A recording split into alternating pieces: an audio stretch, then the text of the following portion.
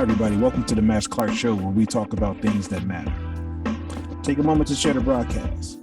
Hit the like button, hit the subscribe button, and hit the notification bell so you will get an update of when I upload content just like this.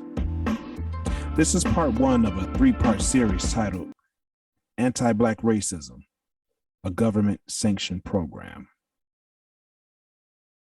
Now, that already sounds controversial because I say that it's a government-sanctioned program. Let me talk to you today about anti-Black racism and the fact that racism here in the United States is a government-sanctioned program. Now, before anyone starts to clutch their pearls, I just want to say that it is my First Amendment right to petition the government for a redress of grievances.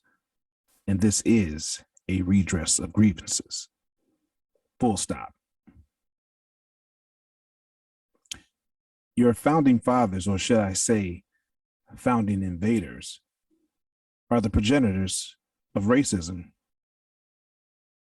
especially here in the United States.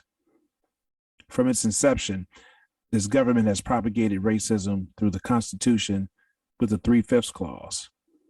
Since Blacks were classified as chattel and not human, Southerners didn't have the representation in government because their population of human beings was too low. They didn't think about that. Again, if you have thousands of enslaved people classified as chattel or property, you lose the power race. You lose. You won't be able to control the communities in which you live because your representation in government depends on the number of human beings you have in that particular area of the country. So, to fix this, Democrats and Republicans agreed to a compromise that allowed Black folks to be considered 3/5 human only for the purposes of gaining representation and power in the South.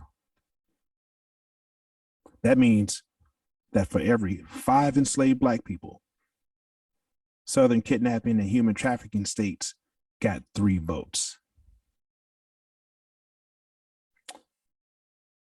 So let's just clear up this misnomer, because we hear a lot of people say, well, they considered us 3/5 of a human. They did not consider us 3/5 of a human. They didn't even, they considered us chattel property.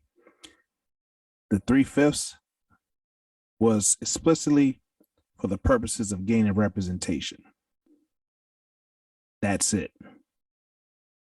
So when they looked at us person to person, they didn't see another human being. They saw an object that can be bought and sold and whipped at their convenience. So they never saw us as 3/5 of a person. They didn't even see us as humans at all. Now, this is how slavery was protected in the Constitution. First, they increased political representation for kidnappers and human traffickers in the southern states. Congress also had the right to control the international kidnapping and human trafficking enterprise and protected their property rights to recapture those that escaped bondage. The law was called the Fugitive Slave Act of 1793 and 1850. It authorized local governments to seize and return escapees back to their kidnappers and penalize those who helped in their escape. You see, that's the origin of aiding and abetting a fugitive in the United States. Oh, and by the way, they had a medical term for escaping captivity. The term was drapetomania. DRAPETOMANIA. drapetomania, or the disease causing Negroes to run away. Kidnappers and human traffickers, they called it rascality. Rascality. Rascality, like a rascal. And that's a mid 14th century word, which means the condition of being low or dishonest. In the draft form of the Constitution, and this is rather interesting, the word slave was used in the original draft. It was used, but then it was struck from the record and replaced with the word persons. Now, that's a whole other story in and of itself. We can get into that at a later date. But it was replaced with the word person. So this made this institution legal. Okay, again, we'll get to that in a later date.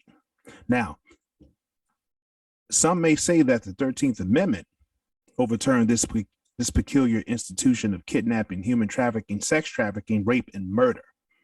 And that's the PG version. But we all know about the loophole, which states that slavery is legal as a punishment to convicted parties of a crime.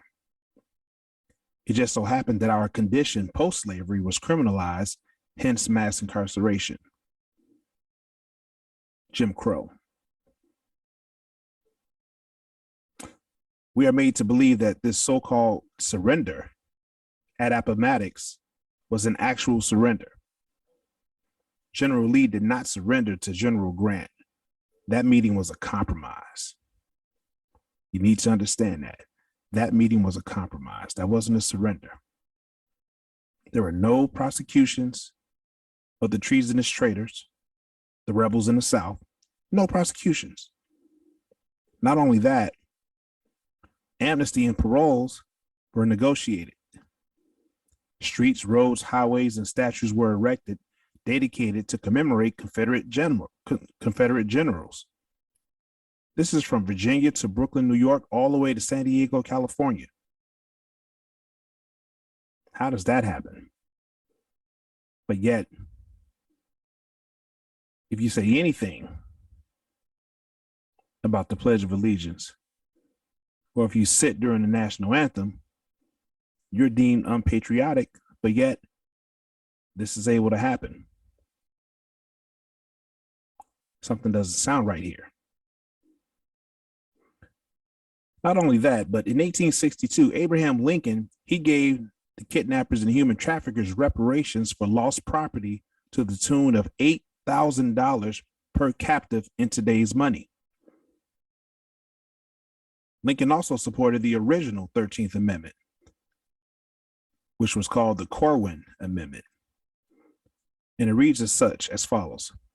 No amendment shall be made to the Constitution which will authorize or give to Congress the power to abolish or interfere within any state with the domestic institutions thereof, including that of persons held to labor or service by the laws of said state.